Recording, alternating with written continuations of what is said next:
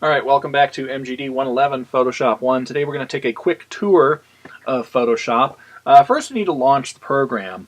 If you've never launched it before, you need to go to your Applications folder and launch it. I'm going to go down here to my dock. And by the way, if you have a Mac, this thing at the bottom here is called the dock. It has icons for various programs that you want to use. When you first launch Photoshop, that icon will appear down here as a PS. However, if you quit Photoshop, it's going to disappear. So what you want to do is when you have it open, hold down the button here on PS and go to Options, and you'll see one for Keep in Dock. And that way when you close this program, that icon will remain down there. You'll see the tremendous value in that later on. If you're on a PC, you need to create a shortcut like that too. Believe me, you're going to want to do that. You don't want to have to go hunting through your Applications folder every time you open this program. So, quick tour of Photoshop. When you open it and you don't have any documents open, your screen is going to look something like this. So let's go over here to the side here on the left. You have this long strip of a bunch of crazy looking icons. This is called your toolbar. Now the toolbar contains what we call tools. Pretty simple, right? Each of these tools serves different functions depending on what kind of image we're working with and what we're trying to do with it. There's a little icon at the top here that's a little double arrow. If I click on that, it gives me a shorter two-column toolbar. So if you're working on a laptop, a fairly small screen, you might want to do this so it doesn't take that up.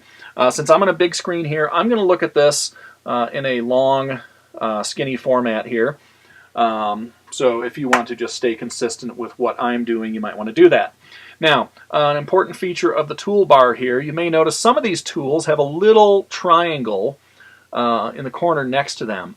That triangle, if you hold down your button, you don't have to be on the triangle, but just hold down the button over that tool, you'll see that you have a sub-menu of similar tools.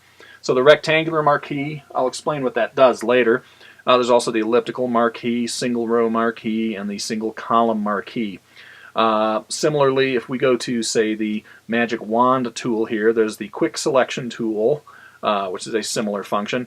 And by the way, if you just hover your cursor over these things, you get a little yellow post-it note that briefly tells you what it is that you're hovering over. Very useful function, so I like to leave that on. There's a few tools in here that, well, like the paint bucket here. The gradient tool is part of that stack. It doesn't really make sense that they're together, but they've always been that way, so that's the way they do it. Also in the toolbar here we have a couple of squares here with colors. These are our color selections. The foreground color, and if I hover over the one behind it, the background color. Again, I'll explain what that is to you later on, but just keep that in mind as we're using that. Now each of these tools serves different functions, and we're going to learn what most of these do through the course of the semester. Some of these we're going to save for Photoshop 2. Across the top of your screen here, this thing up here, we call this the control bar, and it goes all the way across the screen. Now, the control bar is going to look different depending on what you're doing. If I click on the lasso tool, for example, you see I get a lasso icon and various little buttons that have to relate to that. Click on the cropping tool, same thing. Click on the brush tool, whatever. Furthermore, if we have an image open, whatever tool we click on plus whatever we are working on, you may get even further different options up here. So again, don't be concerned if your screen doesn't look exactly like mine. Same thing with the tools here, like this paint bucket here. If you open it, it probably defaulted to the gradient tool. I was using the paint bucket earlier. So I'll try to tell you where those tools are, so don't be alarmed if you can't find a specific one. You'll be able to find it somewhere underneath. Over here on the right is what we call our palettes. And again, these are going to look different compared to my screen versus yours.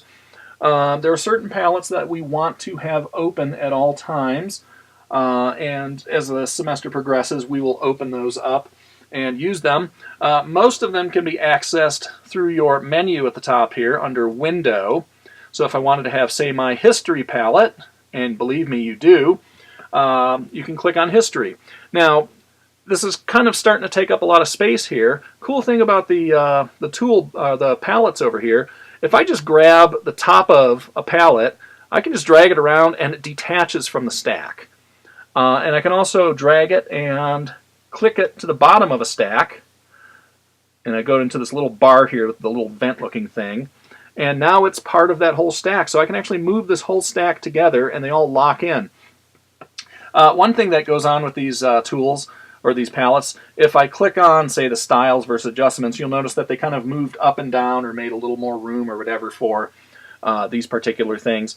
So that they may collapse certain ones to make room for others as you click on them. Again, there are certain ones that we're going to want to have open. The history one, if you want to practice, go ahead and open that one. Also, this little vent-like thing here at the bottom that we used a second ago, we can just make our whole stack taller. We can also grab in between two pallets right here. Notice that funky looking arrow. That allows us to make a pallet taller or shorter to allow more room for a particular pallet that we're working on. So we can make all sorts of adjustments there. So again, don't worry about if yours don't look exactly like mine. We'll open and close those pallets as needed as the semester goes on. And then finally, this black area in the background here is called the application frame. I particularly don't like using it, so I'm going to turn that off. I'm going to go up to Window, where it says Application Frame. I'm just going to close that. And now, some people find it distracting to be able to see whatever's in the background behind an image. I don't mind it at all. In fact, it gives me access to my folders on the desktop and other features that might be open in the background. So it's a preference. I'm going to leave that off if you don't mind, because I'm old school and I don't like having that on there, but it's your choice. All right.